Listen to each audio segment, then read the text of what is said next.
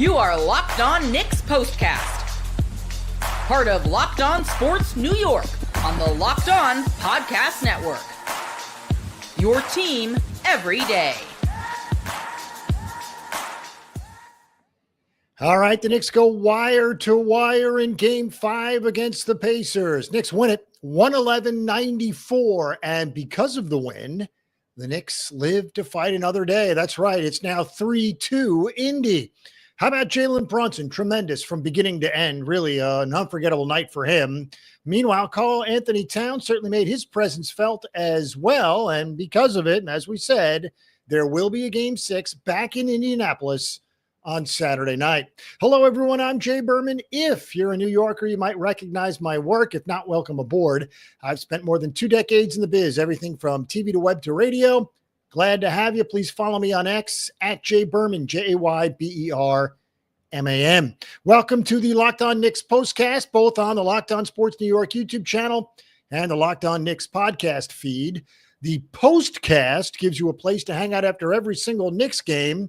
We're part of the Locked On Podcast Network, your team every day. Before we begin, today's episode is brought to you by FanDuel. Right now, new customers can get $200 in bonus bets when your first $5 bet wins. Let's go. This is what you'll be talking about. All right, it really was a complete victory for the Knicks as they survived. They were down 3-1. They're now down 3-2 as they try to win 3 in a row and get to the finals for the first time since 1999. What's also interesting is the Pacers haven't been to the finals since 2000. So a drought is going to end, and one of these teams is going to play Oklahoma City beginning on June 5th. As for the Pacers, they had won 6 consecutive road games in these playoffs. That's gone. The Pacers are 10-0 all-time when leading 3-1. In fact, only one team during those 10 series has forced a Game 7. That just happened to be the Knicks all the way back in 1995. But again, in a best-of-7 series, the Pacers are 10-0 all-time when up 3-1. Obviously, they're not up 3-1 anymore. They're now up 3-2, and a big reason why, Jalen Brunson. Brunson had 14 points in the first quarter, and you knew it was going to be that kind of night for the captain. It was the 10th game with 30-plus points this postseason for Brunson. That's amazing, folks. It's the most in a single postseason in franchise history. Also, for Brunson, on a personal note, his 21st 30-plus point game overall in the playoffs. So again, it's when the stars shine, and Jalen Brunson, certainly no exception to that. Now, we had foul trouble once again, specifically from Karl Anthony Towns, who before the third and fourth fouls was great, and after the third and fourth fouls was great. So just sandwiched around those fouls, he was still pretty good. As for the numbers, Brunson pumped in 32, 12 of 18 from the floor. Talk about efficient.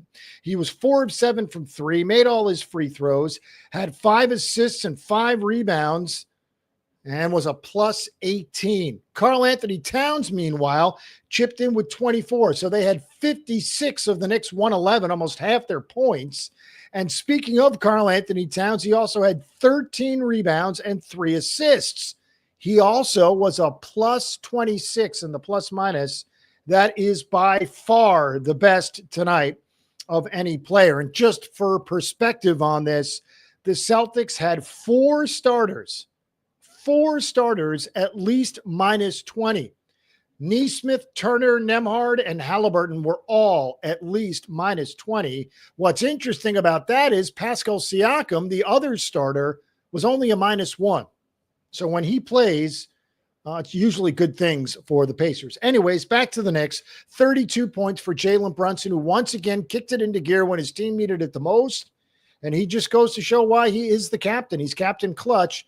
And every time he gets hot, at least from this perspective, and we've seen plenty of it through these playoffs, when he gets hot, especially early, it feels like a win. Now, look, we'll knock on wood for game 6 and hopefully game 7. But again, if Brunson plays like that and Tyrese Halliburton plays the way he did, well, kudos to the Knicks defense. But Halliburton, for perspective, took 7 shots. 7. So Brunson clearly outplayed Halliburton. Halliburton had 8 points, 2 of 7 from the floor, did not make a 3, and was a minus 23. That's the best player on the Pacers, who were up 3-1 and obviously are now up 3-2 heading back home, where you have to assume that Pacers fans feel like game 6 is a must win. All the momentum would be on the Knicks side if there was a game 7. Obviously, they'd have the momentum after winning 2 straight games, but also they'll have the home court advantage. They'll have the home crowd, who, by the way, tonight, we got a loud Landry Shamet chant. Now, admittedly, the game seemed to be over at that point. It was in the third, fourth quarter, late third, early fourth. But still, Landry Shamet was excellent today. In 14 minutes, had 5 points, but it was more his defense. His defense was excellent. So again, Karl Anthony Towns had 24. Brunson had 32. 12 from Mikal Bridges, who shot 6 of 12 from the floor. OG Anunoby struggled tonight. 3 of 14 from the floor, 1 of 7 from 3. He had just 11 points. But again, the combination of Bridges and Anunoby on defense, while kudos to the Knicks defense, finally stepping up. And for the first time in this series, we had a double-digit win. Game 1 and game 2 obviously were single-digit games. So was game 3. So was game 4. Game 5, not so much. Again, 111-94, the final score. As for Brunson and Cat as teammates, they're the first, and this is an amazing stat as well, as we throw stats at you left and right. He is, or they are, the first pair of teammates to score 20-plus points in each of the first 5 games of a conference final. Believe it or not, the last 2 players on the same team to achieve that feat, Shaq and Kobe, back in 2002. So nearly 25 years ago. Again, teammates to score 20-plus points in the first 5 games of a conference final. Again, only Shaq and Kobe have done that this century. Now Brunson and Cat can say that they have done that. All right, as for Coach Tibbs, he certainly ironed out the kinks tonight. And for all those flaws we felt he had in game 4, well, he had his troops ready to go in game number 5. Tibbs was 3-9 in elimination games as Knicks coach. Not a great record, but he's now 4-9 because this was an elimination game. Game 6 will be an elimination game, and if we're fortunate enough to be here for a game 7, obviously that's an elimination game as well. While the Pacers and Knicks wait, and we're not putting any cart before the horse, you'll have to play Oklahoma City. And the finals do not start for another week. They start June 5th. That's the Thursday night in 1 week. As for the schedule, we'll get to that coming up. Still have to do some more stats and obviously the player of the game. All right, the NBA playoffs are in full swing. Every night delivers highlight-worthy performances, major momentum shifts, and can't-miss moments tonight. Obviously, no exception. Whether it's a game-winning shot or a breakout player, there's never been a better time to get in on the action. FanDuel makes it easy to stay in the game before tip-off and live. With player props, performance trends, and same-game parlays, fans have more ways than ever to play smart and win big. If you've got a read on who's heating up, why not back it up with a same-game parlay? New to FanDuel? Well, it's the perfect time to sign up. Head to FanDuel.com and place your first $5 bet. If it wins, you'll get $200 in bonus bets. So make every moment more with FanDuel, official sports betting partner of the NBA. All right, it's our favorite segment of the show, and you know who it is. No surprise tonight. Let's do it. This is the Locked On Player of the Game. All right, once again, it's Jalen Brunson, who was just magical tonight. The numbers, really, really good. He had 32, made 4 3-pointers, all 4 of his free throws, 5 rebounds, 5 assists, and a block, and only committed 3 turnovers. By the way, turnovers, an issue for both squads tonight. 19 for the Pacers. Knicks not that much better at 15, both way over their game averages. Turnovers an issue tonight for both sides. As for the rebounds, well, the Knicks out-rebounded Indiana 45-40, and offensive rebound-wise, the Knicks had 11 to the Pacers 8. But again, back to the player of the game, that obviously is Jalen Brunson, who has just been everything you wanted him to be. And what's interesting is, let's do a small segment here on the Minutes Police. If you recall, and we've been with you this entire season, we've been talking a lot about minutes. And what we discussed with guys like Bridges and Hart and Brunson, they were always in the top 10 in minutes per game during the regular season, upper 30s, some stretching into the 40s. Well, nothing like that, with one exception. Karl Anthony Towns played 36 minutes. That includes foul trouble. Again, he had 5 fouls on the night. 34 minutes apiece for Mikal Bridges, OG Anunoby, and Jalen Brunson. Mitchell Robinson, of course, got the start. He played 20 minutes. Josh Hart played 34. So essentially, everyone played right around the 35-minute mark, which is what you expect. That's even with foul trouble. As we said, Karl Anthony Towns had to sit most of the third quarter and the start of the fourth quarter after he got his 4th foul. By the way, when he got his 4th foul, that coincidentally was the Brunson 4-point play. Now, it's not Larry Johnson. It might not ever be, because that's an epic moment that we may never see again.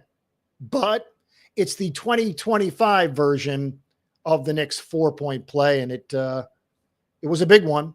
What's interesting about the situation as far as the score tonight, we told you the Knicks won wire to wire. At no point did Indiana have a lead. However, they trimmed a 20-point lead down to 10.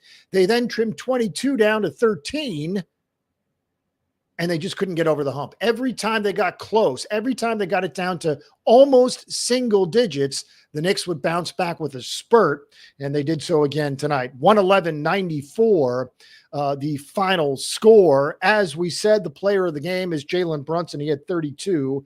11 for OG, 12 for Bridges. As for the 3-point goal, it was not a staple of the Knicks offense tonight. They took 29 3-pointers, hit only 8. As for the 3-point defense, not great either. 10 of 30 for Indiana. That's 33%. So right around average, if you will. But again, 111-94, the final score. As for the schedule, well, hopefully there's at least 2 more games remaining. Hopefully we get back to the Garden Monday night for a game 7. But again, we have to do game 6 first, which will be Saturday night back in Indy. So we all got to travel back to Indy. Hopefully we'll travel back to New York afterwards. Again, both tip times are 8 Eastern. Saturday, game 6. Monday, game 7. Should be fun. All right, thanks for making Locked On Sports New York your first listen today. For your second listen, check out the Locked On NBA Game Night. Every game, every night until an NBA champion is crowned. Get local analysis on a national scale.